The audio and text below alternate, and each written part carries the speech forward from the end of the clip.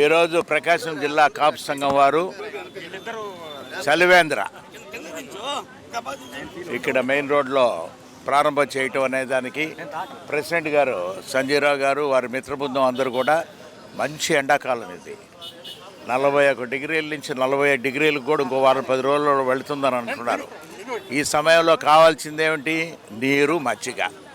మంచి కార్యక్రమాన్ని ప్రకాశం జిల్లా కాపు సంఘం వారు ఈ కార్యక్రమాన్ని జరుపుతున్నందుకు వారికి ప్రత్యేకంగా మాగుంట కుటుంబం తర్వాత అభినందనలు కూడా తెలుపుతున్నాం.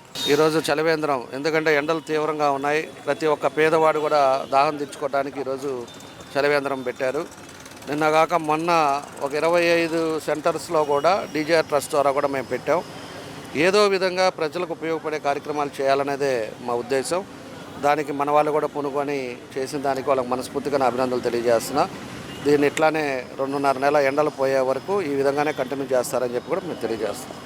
ఈ రోజున వంగవీటి మోహన్ రంగా గారి విగ్రహం వద్ద రామ్నగర్ ఫస్ట్ లైన్లో కాపు సంఘం ఆధ్వర్యంలో మనం చలివేంద్రం ఏర్పాటు చేసుకోవడం అయింది.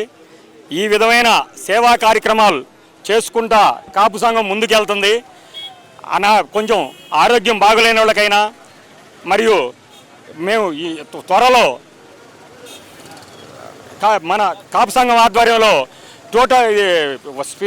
స్పోకెన్ ఇంగ్లీషు ఏర్పాటు చేయడానికి ఇట్లా ఈ విధమైన సేవా కార్యక్రమాలు చేసుకుంటూ ముందుకెళ్ళడానికి చలివేంద్రం గారు ఏర్పడటానికి ఇక్కడ దాతల సహాయంతో మేము కాపు సంఘం ఆధ్వర్యంలో చలివేంద్ర కార్యక్రమాలు ఈ రోజు నుంచి స్టార్ట్ చేసాం.